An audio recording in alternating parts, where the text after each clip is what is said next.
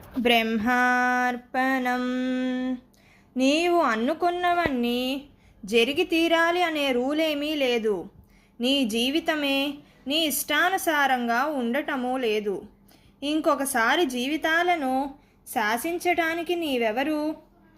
ఆయా జీవుల కర్మల ప్రారబ్ధానుసారముగానే జరిగేవి జరుగుతాయి, జరగవనే జరగవు. ఈ సృష్టిలో పుట్టిన ప్రతి జీవికి వివిధ దశలు ఏర్పడుతూనే ఉంటాయి.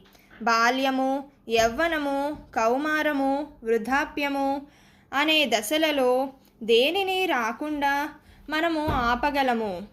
ఏ రోగము రాకుండా మనము ఆపగలమా? జీవించినంతకాలము వృద్ధాప్యమును రానివ్వకుండా నిండు యవ్వనముతోనే మనము ఉండగలమా?